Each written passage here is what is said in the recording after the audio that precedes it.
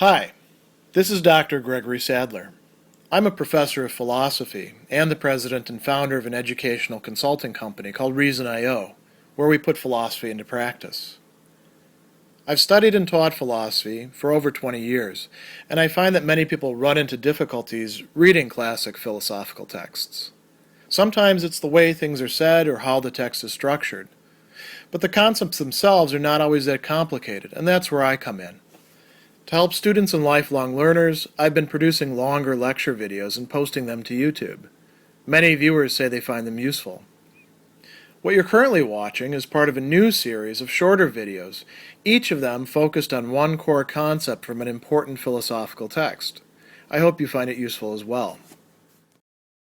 In his essay, Towards a Rational Theory of Tradition, Karl Popper is going to outline what he at one point takes to be the central task for social, and he uses two different terms, social science and social theory.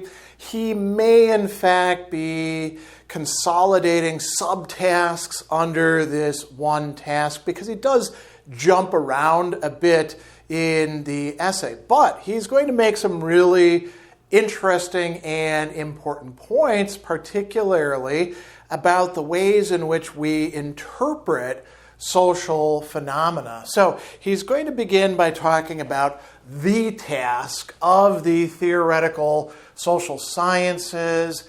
And he says, I'm going to explain this in part first by looking at how it's been misunderstood. So he says, in order to explain what is the central task of social science, I should like to begin by describing a theory which is held by many rationalists, the audience who he's addressing. He's trying to say, you're not doing rationalism right. And what is this? A theory which I think implies exactly the opposite of the true aim of the social sciences. And he says, I shall call this theory the conspiracy theory of society. So notice what's going on there. He's not saying, I'm going to lay my cards on the table and tell you exactly what the true aim, the function, the goal is. I'm going to look at something that's very common, including among our own camp of rationalists, and criticize that first. So, this conspiracy theory of society doesn't necessarily entail an actual conspiracy theory in the sense that we use it today. You could think of conspiracy theory as sort of a metonymy where we're using the name of a part for the totality of a whole. It's basically any social theory, any analysis where we're going to say, aha, things turned out this way because somebody's really behind the scenes choosing the way things should go, and it's their desires, their plans, their intentions that determine matters. So he says, this theory, which is more primitive than most forms of theism, that's belief in God, is akin to Homer's theory of society. So Homer, the great ancient Greek poet who may or may not have been the originator of the Odyssey and the Iliad and several other works. It may be that Homer was actually a bunch of bards or a tradition. Doesn't matter here. He says that Homer conceived the power of the gods in such a way that whatever happened on the plain before Troy was only a reflection of the various conspiracies on Olympus. So you notice that this use of conspiracy here, it's a little bit out of place, right? Because the gods are actually quite open about what they want to do. Usually when we think of a conspiracy, the idea is there's a hidden agenda going on, right? Not everybody's part of the thing. But, if Zeus says, hey, I want to do this, or Poseidon is like, I'm going to screw with Odysseus, or pick whoever else. Athena's like, I really like that Odysseus guy. You need to help him out. These are what Popper's calling conspiracies. So he says that the conspiracy theory of society is just a version of this theism of a belief in gods whose whims and wills rule everything. And you might say, okay, well, how does that work in the modern era when we don't actually have like a widespread, let alone consensus belief in God capital G or God's lowercase g? Well, through the process of secularization and also through the Enlightenment, we get a, sort of substitution for that. We can talk about social forces, we can talk about great individuals, whatever it is that you want. And so Popper says it comes from abandoning God and then asking who is in his place, who's in God's place, who is determining things. And Popper says his place is then filled by various powerful men and groups, sinister pressure groups, who are to be blamed for having planned the Great Depression and all the evils from which we suffer. And he tells us that the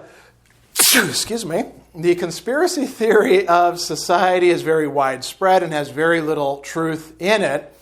Only when conspiracy theorists actually come to power does it account for anything, and he gives examples of Hitler and Nazism. So Hitler was a great example of somebody who had a conspiracy theory of society. It's the Jews, it's capital, it's the communists, et cetera, we need to protect, et cetera, the Aryan nation, people from this and that. That's a conspiracy theory of society. And some of it is rooted right in conspiracy documents, like the Protocols of the Elders of Zion, which is a forgery and actually a plagiarism from a dialogue between Machiavelli and Montesquieu that never really took place. So, Popper is willing to say, yeah, sometimes there is really a conspiracy at work, but most of the time that's not a helpful way to look at things. And he says that, one of the keys to how things really go is that such a conspiracy never or hardly ever turns out in the way that is intended. Now, that's going to be part of what it is that social science should really look at. Social science should take into account explicit aims, goals, things that people are saying, hey, I've published this book, my struggle. It talks about, securing living room in the East by taking over these Slavic countries and doing terrible things to them. Okay, you know what Hitler intended, right? And what the Nazis were up to. And we could go on and on about other examples. But that's only part of the picture. And we see lots of people in our own time succumbing to conspiracy theories of society. Here in America, there's all sorts of, very complex matters that whoever happens to be president gets blamed for. How is the economy as a whole doing? Well, the economy is an incredibly complicated thing which doesn't respond neatly to pulling the levers of all sorts of supposedly social mechanisms. Even, the ability to, push the button and launch nuclear missiles, it's not that simple as that, right? The nuclear football that we have is not just, something that you open up and there's a red button to push and suddenly all the warheads launch. No, it doesn't work that way. So Popper goes on and he says, this remark about unintended consequences, it can be taken as a clue to what the true task of a social theory is. Now notice here that he's now not just talking about social science, he's talking about social theory. He's using these terms essentially as synonymous with each other. There may be some possible distancing, but there's a lot of overlap. Well, what is this ultimate true task? So he says, Hitler, I said, made a conspiracy that failed. Why did it fail? Not just because other people conspired against Hitler, so that would still be conspiracy theory, right? Just one conspiracy beats another. It failed simply because it is one of the striking things about social life that nothing ever comes off exactly as intended. Things always turn out a little bit differently. We hardly ever produce in social life precisely the effect that we wish to produce, and we usually get things we do not want in the bargain. Of course, we act with certain aims in mind. He's not denying that. But apart from the question of these aims, which we may or may not really achieve, there are always certain unwanted consequences of our action, and usually those unwanted consequences cannot be eliminated. So he gives an example of a guy who is engaging in real estate transactions, right? A man in a small village must sell his house. Not long before, there was a man who bought a house in that village because he needed one urgently. Now there's a seller. He will find that under normal conditions, he will not get nearly as much for his house as the buyer had to pay when he wanted to buy a similar one. Now, why is this the case? Well, it's the working of the market, right? Selling, if you want to sell, people pay less. If you want to buy, people charge you more. And he says this is true, of course, only for small free markets.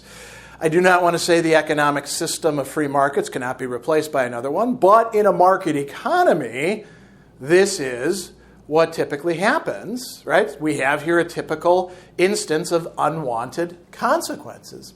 So we could come up with all sorts of other examples. You know, you're in a school, you want the students to stop bullying each other, you implement a zero tolerance bullying thing about any sort of violence. Somebody punches a bully in the nose who's threatening them, and now you expel that student. Unwanted consequence, right? Your policy didn't work out the way that you wanted it to. So what he calls the social situation is constantly going to be marked by what he calls unintended and unwanted consequences. You know, you could have unintended consequences that actually turn out to be wanted. You're like, oh, this turned out really well. But oftentimes that's not the case. And he's going to say this is the social situation. We have individuals who do things, who want things, who have certain aims, in so far as they act in the way in which they want to act and realize the aims which they intend to realize. No problem arises for the social sciences, except the problem whether their wants and aims can be socially explained, for example, by certain traditions. The characteristic problems of the social sciences arise only out of the wish to know the unintended consequences, and more especially the unwanted consequences. Why? Because we wish to foresee not only direct consequences, the things that we're aiming at, but the unwanted indirect consequences. And he says, why should we want to foresee them? Well, in part out of scientific curiosity, or maybe we want to be prepared for them. We may wish to meet them and prevent them from becoming too important. And he points out that even if we go to this higher level and we act on that basis, still going to be unintended consequences. So, you know, we don't have like a perfectly sealed off social theory.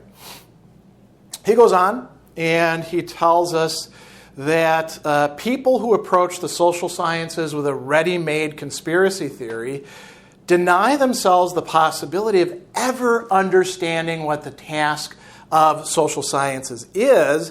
Why? Because they assume we can explain practically everything in society by asking who wanted it, whereas the real task of the social sciences is to explain those things nobody wants, right? So, you know, conspiracy theorists are really cutting themselves off from actually understanding what's going on. They're substituting an inadequate theory in place of what would allow for the development of an adequate theory. And Popper's going to tell us two main ways that they're going to do this. So the conspiracy theorist will believe that some of the things that the social scientist needs to investigate. Now, it's a question here.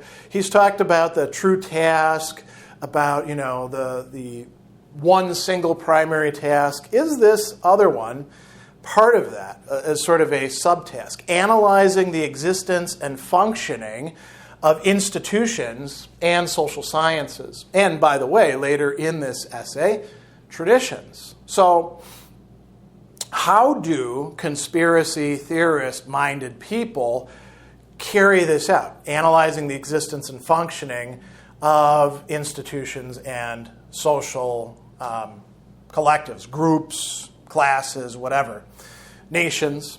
So institutions are being explained, not really explained, by conspiracy theorists by talking about conscious design on the part of the people who create those or use those institutions, right?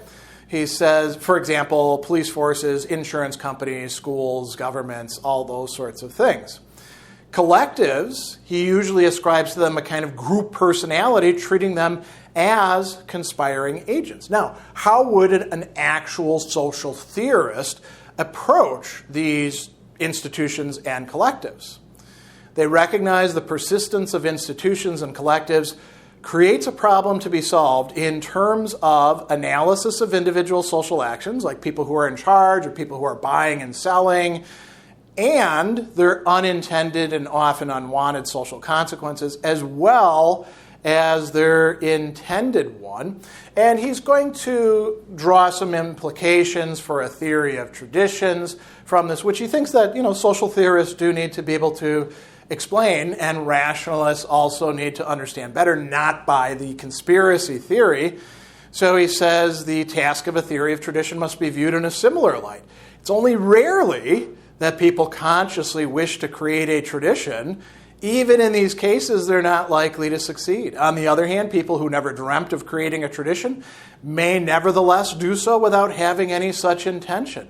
So how do traditions arise? Typically not because of conscious intentions and some sort of well thought out plan. Conditions end up being right, and traditions arise often as unintended consequences that may or may not be wanted or unwanted.